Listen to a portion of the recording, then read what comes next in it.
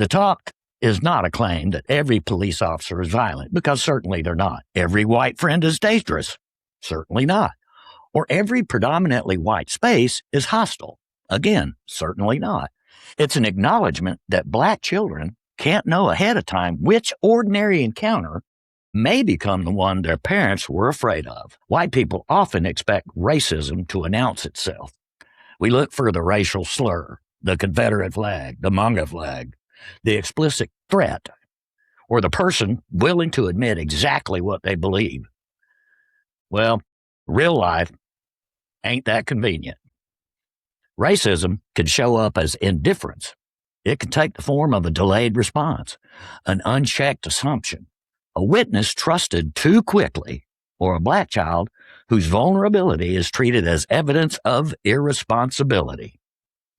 Sometimes nobody involved believes they are racist, yet the outcome is still shaped by racial habits, institutional patterns, and decisions about whose fear matters.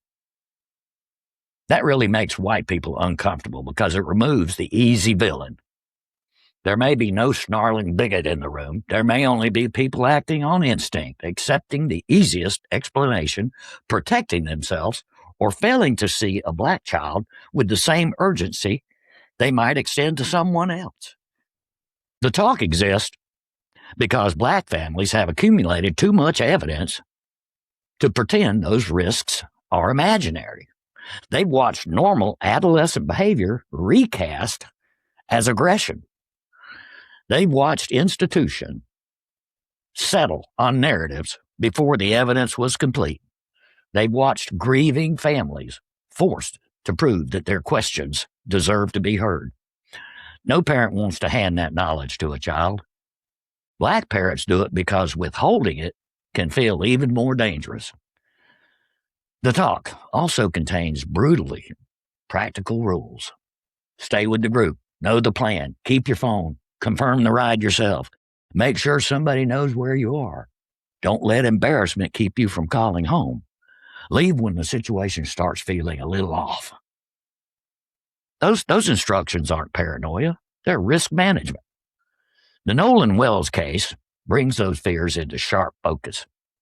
His death doesn't prove that race caused what happened on Horn Island. It doesn't establish that his white friends intended to harm him. It doesn't justify turning unanswered questions into unsupported accusations. But Nolan Wells went to Horn Island with friends. The group returned. His phone and keys returned. Nolan did not. His body was found 2 days later. Those facts don't settle the investigation, but they do reveal exactly the kind of situation the talk tries to anticipate. A black parent doesn't need to believe every white person is dangerous to understand that being the only black person in a group may change the stakes when a crisis begins. Friendship can be genuine, absolutely. People can care deeply about someone and still make a reckless assumption. Confusion can override good judgment. Fear of consequences can overpower loyalty. Everybody may believe somebody else confirmed the ride, checked the beach, made the call, or handled the problem. By the time they realize nobody actually did, the damage may already be irreversible. The talk prepares children not only for an open hatred, but also for panic, confusion, indifference, cowardice, and the moment when everyone assumes somebody else is responsible. That's a hell of a lesson to teach a child. Really, it's worse to believe your child may need it